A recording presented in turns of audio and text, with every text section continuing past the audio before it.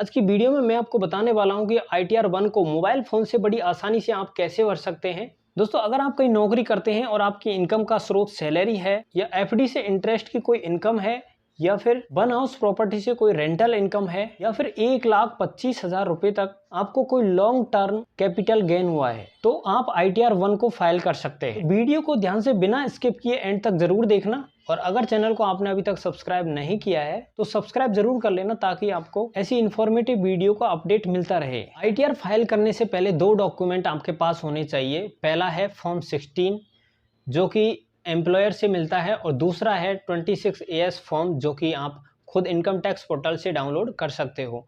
इसको डाउनलोड कैसे करते हैं, इसका प्रोसेस का वीडियो का लिंक मैंने डिस्क्रिप्शन में दिया है, वहां जाके आप आसानी से देख सकते हो। अब चलिए आगे बढ़ते हैं और जानते हैं कि ITR 1 को आप मोबाइल फोन से बड़ी आसानी से कैसे फाइल कर सकते हैं। सबसे पहले आपको इनकम टैक्स की वेबसाइट को ओपन करना है। लिंक मैं आपको डिस्क्रिप्शन में दे दूं, जहां से आप डायरेक्ट इनकम टैक्स के पोर्टल को ओपन कर सकते हो। इसके बाद आपको यहाँ पे सर्च बार के पास में एक प्रोफाइल का आइकन दिखाई देगा। इस प्रोफाइल के आइकन पर आपको एक बार क्लिक करना है। जैसे ही आप यहाँ पे क्लिक करते हो आपके सामने दो ऑप्शन आते हैं, एक रजिस्टर का आता है, दूसरा लॉगिन का आता है। अगर आपने कभी भी ITR नहीं भरा है, पहली बार ITR भर रहे हो, तो आपको यहाँ पे पहले रजिस्टर करना होगा। यहाँ पे अपना पैन नंबर डाल के एक स्ट्रॉन्ग पासवर्ड क्रिएट कर लेना है। उसके बाद आपकी लॉगिन इन्फॉर्मेशन आपके फ़ोन पे बाई ईमेल या SMS के द्वारा आपको मिल जाएगी। और अगर आपने पहले ITR भरा हुआ है या आपके पास ऑलरेडी एक अकाउंट है तो आपको यहाँ से लॉगिन करना है। लॉगिन करने के लिए आपको यहाँ से अपने पैन नंबर डालने हैं। यूज़र ID में पैन नंबर डालने के बाद आपको यहाँ से कंटिन्यू करना है। कंटिन्यू करने के बाद यहाँ से चेक बॉक्स पे क्लिक करके यहाँ से अपने पासवर्ड डालने हैं। पासवर्ड डालने के बाद आपको यहाँ से कंटिन्यू कर देना है। जैसे ही आप कंटिन्यू करते हो आपके सामने कुछ इस तरीके का इंटरफेस सामने आ जाता है। यहाँ पे आपको सेलेक्ट असेस ईयर में आपको करंट ईयर सेलेक्ट कर लेनी है। तो करंट ईयर यहाँ पे 2025-26 है। तो यहाँ पे आपको सेलेक्ट मोड ऑफ फाइलिंग में ऑनलाइन को चुन लेना है। ऑनलाइन को सेलेक्ट करने के बाद आपको कंटिन्यू करना है। इसके बाद आपको स्टार्ट न्यू फाइलिंग पे क्लिक करना है।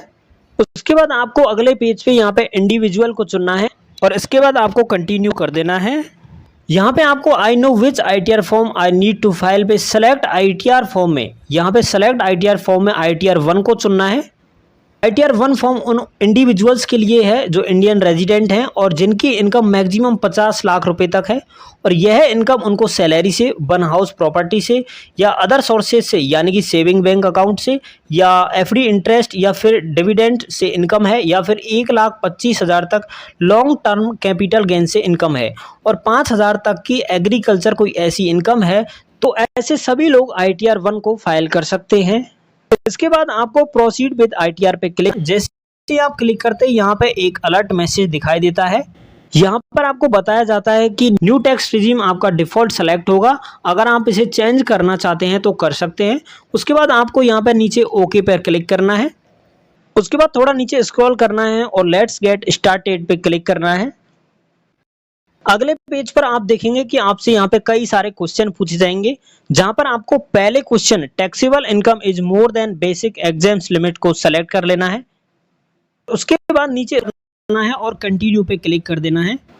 क्लिक करते ही आपको यहाँ पे दोबारा से एक अलर्ट मैसेज दिखाई देगा, इसे आप ओके कर देना है। अगले पेज पर देखेंगे आपको यहाँ पे 5 सेक्शन दिखाई देंगे और ITR फाइल करने के लिए आपको यहाँ पे पांचों सेक्शन कंफर्म करने होंगे। सबसे पहले आपको यहाँ पे पर्सनल डिटेल पे क्लिक करना है। क्लिक करते ही आपको यहाँ पे आपकी पर्सनल इंफॉर्मेशन दिखाई देगी। उसके बाद आपको यहाँ पे नीचे करना है। यहाँ पे आपको नेचर ऑफ एम्प्लॉयमेंट में आपको एम्प्लॉयमेंट के नेचर को चुनना है।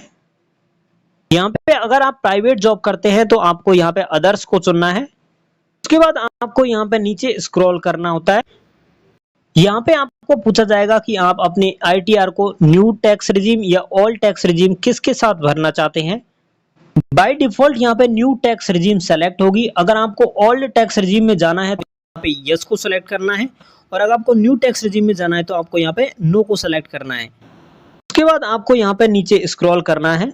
बैंक डिटेल में आपको उस बैंक की डिटेल डालनी है जिसमें आपको रिफंड क्रेडिट कराना है। अगर यहाँ पे आपकी बैंक डिटेल ऐड नहीं है तो आप ITR फाइल नहीं कर सकते हैं। अपने अकाउंट नंबर को वैलिडेट जरूर करवा लीजिएगा। बैंक डिटेल के लिए यहाँ पे आपको ऐड अनदर पे क्लिक करना है। उसके बाद आपको यहाँ से कंफर्म कर देना है और इस तरीके से आपका पैन कंफर्म हो जाएगा। इसके बाद आपको ग्रोस टोटल इनकम पे क्लिक करना है। अगर आपकी ग्रोस सैलरी यहाँ पे टोटल नहीं दिखती है तो आपको यहाँ पे पेंसिल वाले आइकन पे क्लिक करना है और फॉर्म 16 में जो आपकी ग्रोस सैलरी है उसको यहाँ पे लिख देना है। सैलरी अमाउंट भरने के बाद आपको यहाँ पे नीचे स्क्रॉल करना है। नीचे स्क्रॉल करने के बाद आप यहाँ पे देखोगे यहाँ पे आपको 75,000 रुपये की स्टैंडर्ड डिडक्शन मिल जाती है। उसके बाद यहाँ पे आप नीचे देखोगे आपकी स्टैंडर्ड डिडक्शन घटाने के बाद आपकी टैक्सेबल इनकम यहाँ पे आ जाएगी।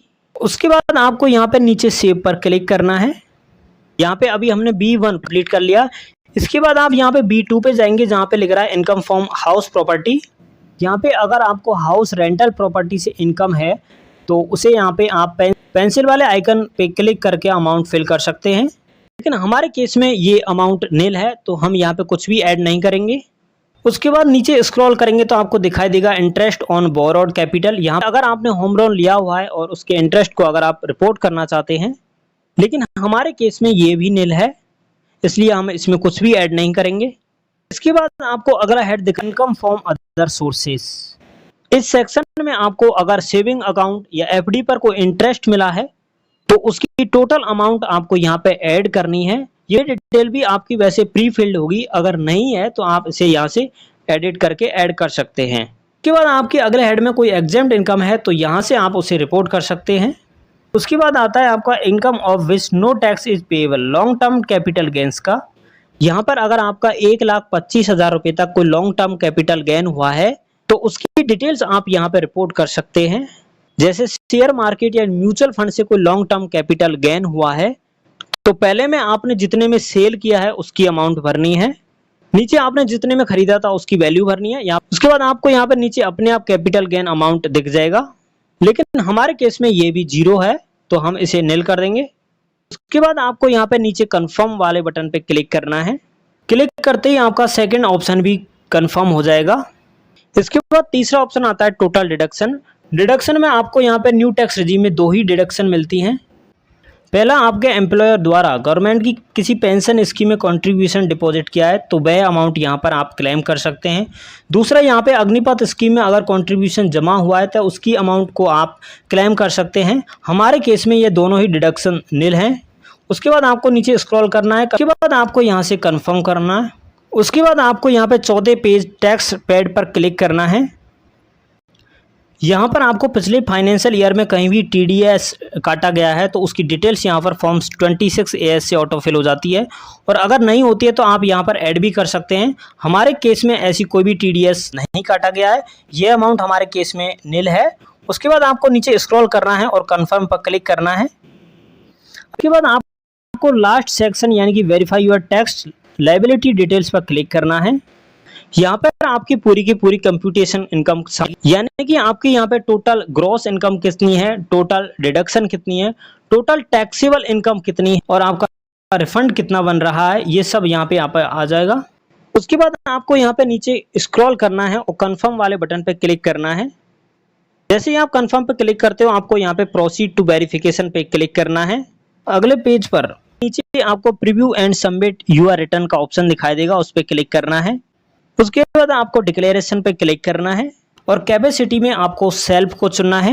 नीचे अपने प्लेस को भरना है। उसके बाद नीचे स्क्रॉल करना है और प्रोसीड टू वैलिडेशन पे क्लिक करना है। वैलिडेशन सक्सेसफुल लिखा मिलेगा। उसके बाद आपको नीचे प्रीव्यू पर क्लिक करना है। जैसे ही आपकी आईटीआर का पूरा प्रीव्यू दिखाया जाएगा, सिंपली आपको नीचे स्क्रॉल करना है और नीचे प्रोसीड टू वैलिडेशन पे क्लिक करना है। उसके बाद आपको अगले पेज पर अपनी आईटीआर को ई वेरीफाई करना है, जिसे अपने आधार ओटीपी के थ्रू बड़ी आसानी से आप कर सकते हैं। ई वेरीफाई करते ही आपकी रिटर्न सक्सेसफुली सबमिट हो जाएगी। तो दोस्तों, इस तरीके से आप बड़ी आसानी से अपने मोबाइल फ़ोन से अपने ITR 1 को आराम से भर सकते हो। इस अपनी नौकरी पेशा दोस्तों को ज़रूर भेजना और ऐसे ही वीडियोज़ के लिए सब्सक्राइब करना मत भूलना। अभी के लिए धन्यवाद। वीडियो के साथ फिर से मिलेंगे। All the best. Thank you. जय हिंद दोस्तों।